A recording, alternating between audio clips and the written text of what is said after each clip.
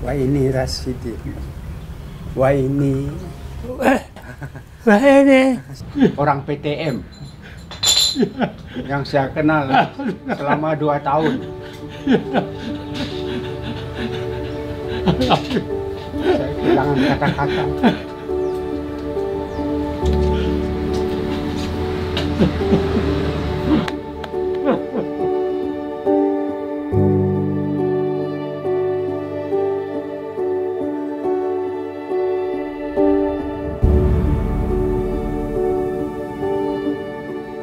Ketika itu kan Republik Indonesia Serikat. Kenapa ada gejala-gejala RIS tersebut? Rupanya ada keinginan untuk bisa sama dengan Jawa.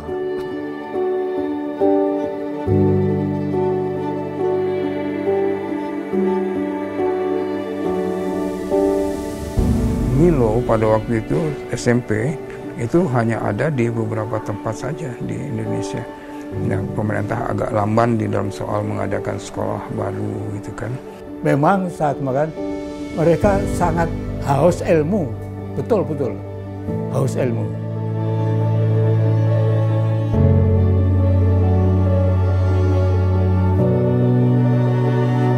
Pokoknya kan dulu jadi TP, tentara pelajar, jadi dia berjuang, mati-matian, ada yang banyak yang mati lah.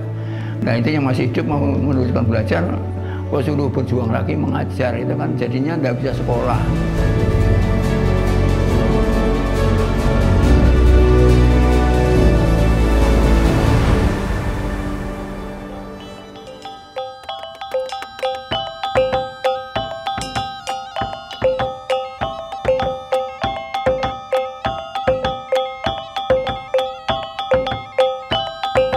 Keinginan untuk hidup lebih terhormat melalui pendidikan menggelora pasca pernyataan kedaulatan di tahun 1949. Hasrat mencecah pendidikan di bangku sekolah mulai tumbuh di dalam benak anak-anak bangsa, tidak hanya di Pulau Jawa, namun juga di pulau-pulau lain seperti Sumatera. Salah satunya adalah Waini, anak seorang petani dari desa Padang Jompang, Kecamatan Guguak, 50 kota. Meski harus bersekolah mengandalkan beasiswa, Waini muda tak gentar mengejar cita-cita. Pada bulan Agustus tahun 1945, saya masuk ke SD. Jadi saya tamat pada tahun 51. 579 itu nilai saya waktu ujian penghabisan SD pada tahun 51. Dan itu adalah nilai terbaik di seluruh kabupaten. Orang tua saya mengatakan, wah ini kamu punya adik 2. Kalau membiayai kamu bersekolah ke SMP, habis penghasilan surplus Bapak. Tidak akan ada sisa untuk adik-adikmu untuk jadi bersekolah nanti gitu. Padahal saya tadinya mikir-mikir sebaiknya jadi mahasiswa Fakultas Ekonomi supaya bisa menjadi doktorandus ekonomi seperti proklamator Bung Hatta begitu. Tapi ya disuruh cari sekolah yang ada uang saku. Jadi saya masuk sekolah guru untuk SD di Bukit Tinggi. Waini ingat betul saat masuk ke sekolah guru di Payakumbuh pada tahun 1954, jumlah pengajar bisa dihitung dengan jari. Meski tak memenuhi syarat sebagai guru di SGA, mereka tetap bahu-membahu demi menggerakkan roda pendidikan di kotanya. Jadi betul-betul guru yang memenuhi syarat itu pendidikannya untuk SGA hanya kepala sekolah.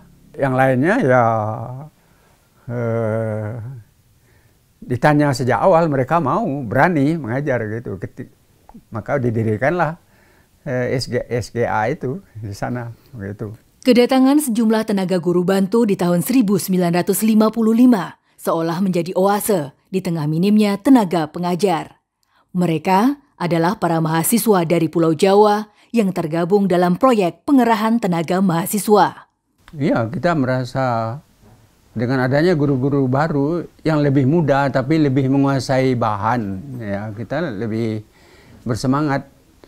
Jadi guru-guru yang merangkap tadinya itu yang berasal dari SMP atau SMA, itu guru-guru yang lebih tua, yang sudah sepuh, sudah mendekati pensiun begitu. Jadi kita lebih bersemangat dengan adanya guru-guru PTM. Seorang guru muda bernama Bimo Walgito meninggalkan kesan mendalam bagi Waini dan kawan-kawan. Guru ilmu pedagogi ini bahkan menjadi sosok inspiratif bagi Waini, hingga ia pun ingin mengikuti jejaknya. Ya, Pak Bimo itu menyiapkan kita untuk praktek mengajar di SD. Jadi kita memang belajarnya tidak belajar cara mengajar langsung begitu. Tapi kecintaan untuk mengajar anak-anak itu yang ditanamkan oleh Pak Bimo. Itu yang saya ingat. Saya di hati saya hanya ingin menjadi pengajar seperti Pak Bimo, gitu, mengajar ilmu pendidikan seperti Pak Bimo. Putusan Menteri Pendidikan, Pengajaran dan Kebudayaan Republik Indonesia. Saya mengajar di SGA negeri, lalu kami mendirikan SGA swasta Muhammadiyah, juga mengajar di SMA. Nah itu, kami melihat siswanya itu banyak sekali yang mau masuk SGA negeri itu, yang tidak menampung. Bimo adalah satu dari 1.359 mahasiswa PTM yang mengabdikan diri secara sukarela. Tak hanya menyumbangkan tenaga sebagai guru bantu, Bimo dan kawan-kawan juga turut serta mendirikan sekolah-sekolah baru. Dia mengajar tuh kalau kami dari jam 4 sampai jam 6. Di luar daripada pendidikan di SGA kalau ada waktu.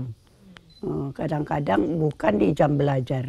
Di mereka lah kalau mau belajar dengan Pak Bimo, jam 12 pulang, nanti jam 4 datang belajar kembali dengan dia. Dari SMEA, dari SPG, dari Mualimin, tahu bahwa Bapak ini guru pendidikan yang didatangkan dari Jakarta. Teman ini tidak ada yang absen ketika dia datang. Memang saat kemarin mereka sangat haus ilmu, betul-betul haus ilmu. Engkau, hei pemuda-pemudi yang ada di sini, apa yang kau kejar sekarang ini ialah ilmu. Dan ilmu itu bukan untukmu sendiri, tetapi ialah untuk anak cucumu, untuk bangsa Indonesia, untuk rakyat Indonesia, untuk tanah air Indonesia, untuk negara Republik Indonesia. Semuanya menunggu-nunggu akan kedatanganmu kembali, agar supaya kamu nanti dapat memberi sumbangan kepada pembangunan tanah air dan bangsa. Ide pengerahan tenaga mahasiswa awalnya digodok oleh Korps Mahasiswa bersama Ikatan Pemuda Pelajar Indonesia dan Perserikatan Perhimpunan-Perhimpunan Mahasiswa Indonesia.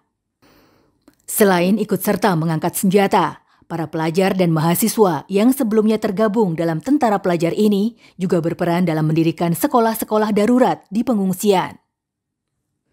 Namun berakhirnya agresi militer Belanda kedua menuntut mereka kembali ke bangku sekolah. Tak ada lagi bantuan tenaga pengajar, sementara saat itu banyak guru gugur di medan perang. Jadi ketika itu kan RIS, Republik Indonesia Serikat, kenapa ada gejala-gejala RIS tersebut? Rupanya ada keinginan untuk bisa sama dengan Jawa. Jadi ketimpangan di dalam kondisi pendidikan itu menimbulkan envy, menimbulkan kecemburuan itu. Nah, kecemburuan ini dasar yang bisa menimbulkan perpecahan itu. Nah, ketika di Dewan Mahasiswa Universitas Indonesia di Jakarta bertemu dengan Ketua Dewan Mahasiswa Gajah Mada, kami bicara bagaimana supaya orang yang mendapat ikatan dinas adalah yang mencurahkan tenaganya mengajar di luar Jawa. Ya, yang pertama adalah bangku sekolah guru. Ya, pemerintah agak lamban di dalam soal mengadakan sekolah baru gitu kan. Nah, Anda bisa bayangkan umpamanya seperti di satu kecamatan, sekarang satu kabupaten itu hanya ada kadang-kadang satu SD. Milo pada waktu itu SMP itu hanya ada di beberapa tempat saja di Indonesia. Pada tanggal 12 Mei 1950, keluarlah Peraturan Dasar Menteri PP&K tentang proyek pengerahan tenaga mahasiswa. Pengabdian yang awalnya bersifat wajib diubah menjadi sukarela. Sebagai kompensasi, peserta PTM akan diangkat menjadi pegawai negeri dan mendapat beasiswa. Di luar dugaan, saat awal proyek PTM ditawarkan, tak ada satupun mahasiswa bersedia mendaftar. Ya sepi. Tahun 49 kan penyerahan kedaulatan. Pada waktu itu kan orang tidak sekolah. Jadi tentu ingin sekolah, pokoknya kan dulu jadi TP, tentara pelajar. Jadi dia berjuang, mati-matian, ada yang banyak yang mati tau. Nah itu yang masih hidup mau meneruskan belajar, kok suruh berjuang lagi mengajar, itu kan jadinya nggak bisa sekolah. Jadi ya kebanyakan tidak mau. Menjelang tahun ajaran 1951-1952, Sekretaris Jenderal Kementerian PP&K yang tengah berkunjung ke Yogyakarta secara resmi meminta mahasiswa Universitas Gadjah Mada menjadi inisiator dalam proyek PTM. Kusnadi Harjo Sumantri yang kala itu menjabat sebagai Ketua Badan Pekerja Dewan Mahasiswa Universitas Gadjah Mada dan juga pengurus besar Ikatan Pemuda Pelajar Indonesia pun mendaftar sebagai peserta pertama. Mahasiswa Fakultas Hukum Universitas Negeri Gadjah Mada ini menyadari, jika tak ada yang memulai, maka bisa saja proyek pengerahan tenaga mahasiswa ini akan gagal. Beliau kuliah di Fakultas Hukum, sudah lulus Propadus tingkat 1 dan selanjutnya lapor kepada Menteri PDK bahwa saya punya cita-cita untuk mendirikan sekolah SMA di luar Jawa. Nah, Pak Kusnadi ditanya oleh Menteri PDK waktu itu Pak Mangun Sarkoro kalau nggak salah dari Taman Siswa, kamu mau jadi guru? Sanggup. Kusnadi memilih Kupang, Nusa Tenggara Timur sebagai lokasi pengabdian.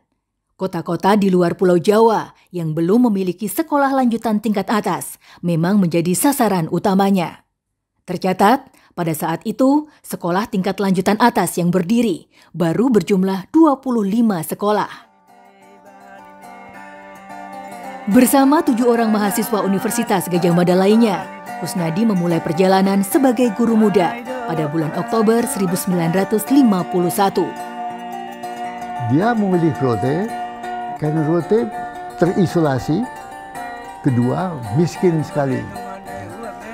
Dia ketemu dengan seorang siswa yang pintar, yang kemudian dia bawa setelah tamat, bawanya ke Jogja untuk belajar di Gadjah Mada.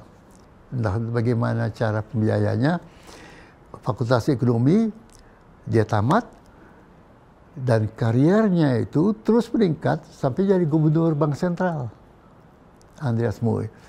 Jadi, falsafatnya adalah mutiara-mutiara cemerlang ada di seluruh penjuru tanah air. Tapi tidak terasah. Karena ada pengerahan tenaga mahasiswa itu mengasah mutiara itu. Buktinya Andreas Moy.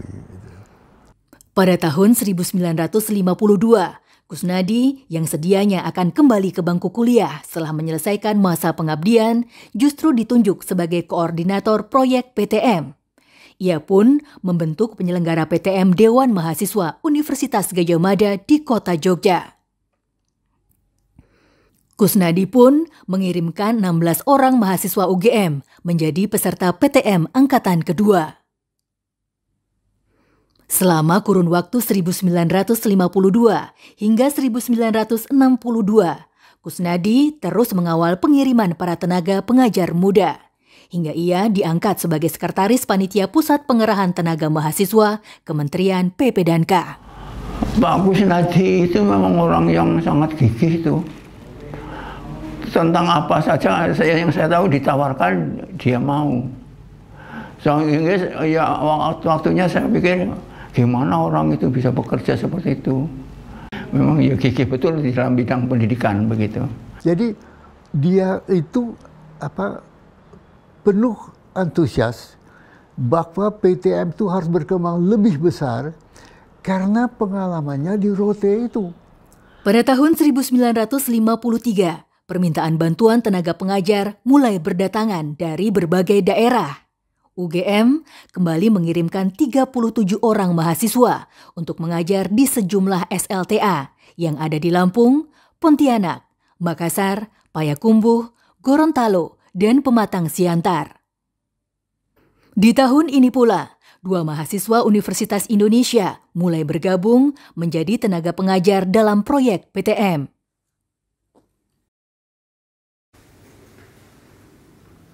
Kebutuhan guru memang sangat terasa, sehingga saya tidak hanya mengajar di satu sekolah, saya itu guru tetap di SMA 2 Manado, tetapi juga mengajar di SMA 1 Manado, kemudian SMA Rex Mundi, SMA Don Bosco, SMA Pancasila, kemudian juga mengajar di luar kota, yaitu SMA Air Madidi.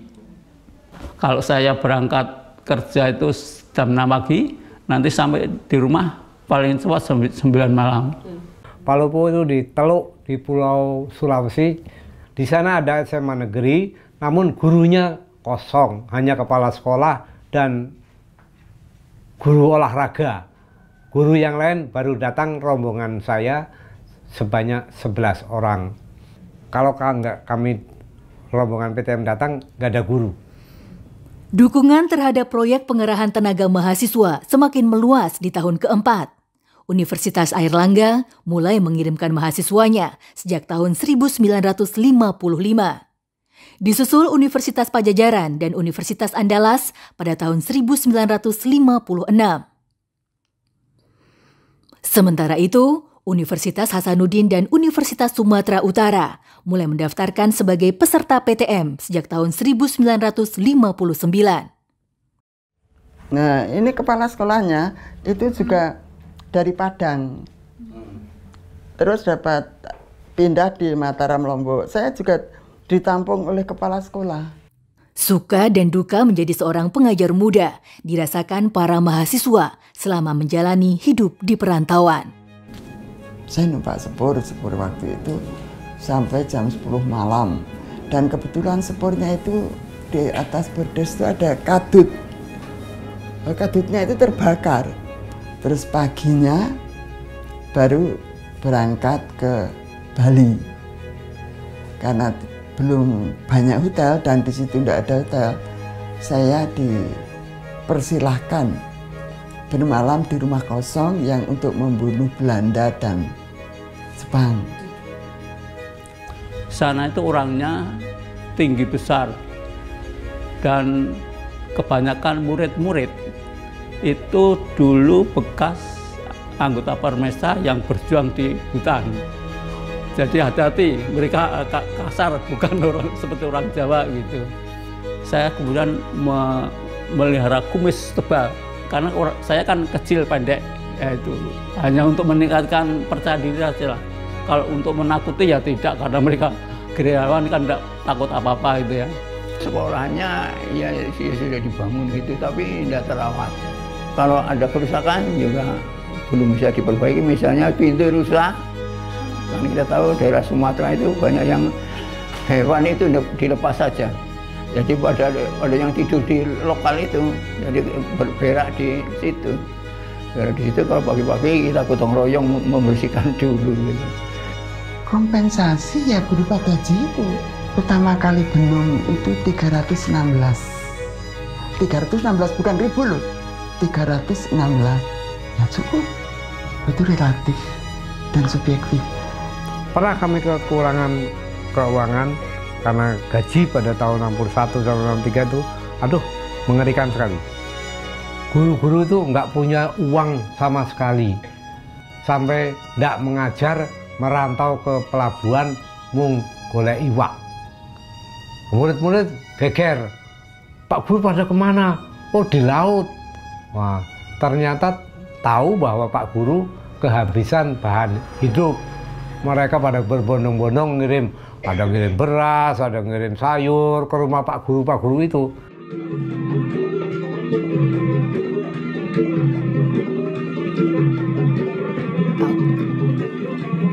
Meletusnya pemberontakan di sejumlah wilayah juga membuat para mahasiswa terpaksa mengungsi, sementara sebagian lainnya memilih bertahan, meski nyawa menjadi taruhan. Karena meletus PRRI, di mana anak-anak SMA itu semua jadi tentara pelajar PRRI. Padahal saya kan mengajar di situ. Jam 12 malam, angkat-angkat koper di pinggir danau, menyusur danau ke Prapat.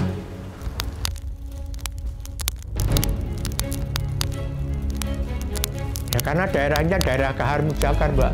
Jadi pemberontakan Kahar Mujakan itu di situ. Daerah rawan. Jadi setiap malam itu mesti ada serangan. Saya sampai takut sama istri saya, Bu, apa itu turun ngisor baik mau tembakan nyasar. Tembak menembak tiap malam loh, Mas.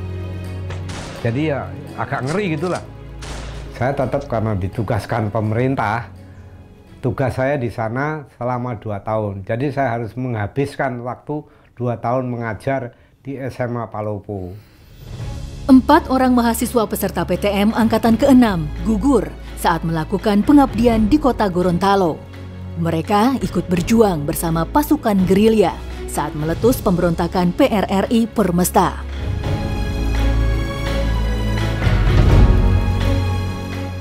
Proyek pengerahan tenaga mahasiswa berakhir pada tahun 1962 saat pemerintah mulai mengirimkan tenaga guru lulusan perguruan tinggi ilmu pendidikan.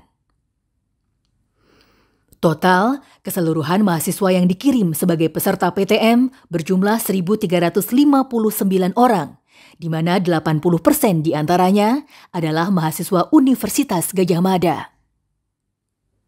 Dalam 11 tahun masa pengabdian, para peserta PTM tak hanya menjadi roda penggerak di sekolah-sekolah yang nyaris tutup, namun juga membantu mendirikan 136 sekolah baru, dari 25 SLTA pada tahun 1951 berkembang menjadi 161 sekolah di tahun 1962.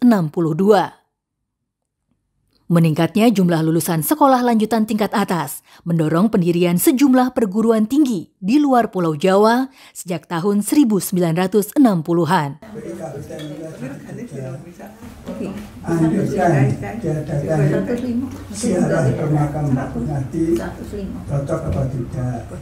Meski proyek pengerahan tenaga mahasiswa telah berakhir 61 tahun yang lalu, jasa para pengajar muda akan selalu dikenang. Begitu membekasnya ingatan itu, membuat Waini sangat ingin bertemu sang guru. Berkat jasa Bimo Walgito, Waini tak hanya berhasil menjadi lulusan terbaik di seluruh provinsi, namun juga mengantarkannya meraih gelar Profesor Filsafat Pendidikan dan menjadi guru besar di Universitas Pendidikan Indonesia. Di ijazah itu nilai saya ada yang menyebabkan saya terkejut gitu.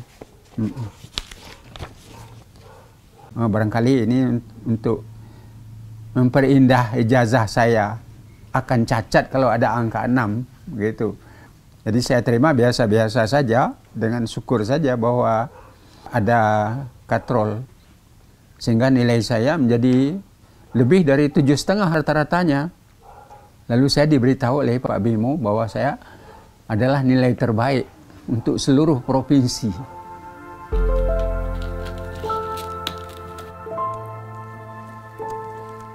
Sebuah buku tentang ilmu pedagogi yang ia tulis ingin ia persembahkan sebagai wujud rasa terima kasihnya.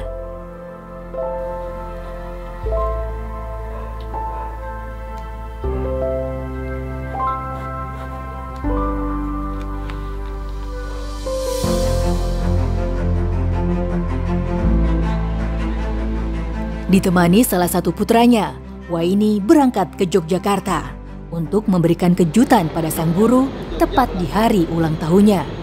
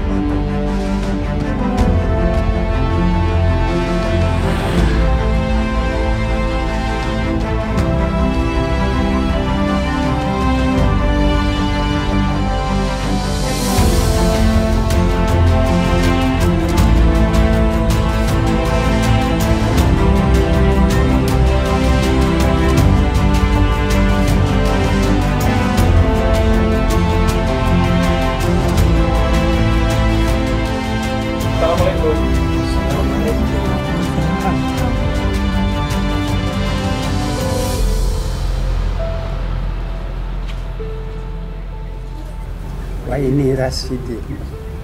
Waini Rasidin SG Payakumbuh. Waini. Sejak jadi mahasiswa tambah namanya Rasidin. Alhamdulillah nanti. Gimana? Saya mau terima kasih pasti wakil kepala sekolah orang PTM yang saya kenal selama 2 tahun. Saya kehilangan kata-kata.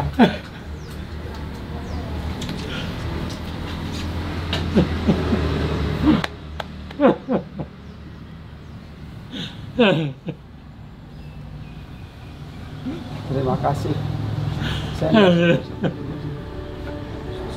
Luar biasa. Silakan Pak. Waduh, saya itu sangat bahagia dan ternyuh. Sudah betul lama masih ingat pada gurunya ya. Artinya musiat PTM itu dilakukan sampai memang kita punya guru yang cukup gitu kan pada setiap sekolah. Tetapi ketika guru-guru itu masih kurang, itu daerah Papua lebih-lebih kekurangan guru ya. Tetapi juga Anda bisa lihat di daerah Pulau Jawa juga. Mengapa tidak? Ya kita sebetulnya saya sangat menyarankan itu ya di replika tentu dengan revisi-revisi kondisi yang sekarang gitu ya seperti itu. Jadi dampak PTM bagi saya itu meyakinkan ya, kunci pembangunan bukan barang, bukan bangun kota. Kunci pembangunan adalah human resource.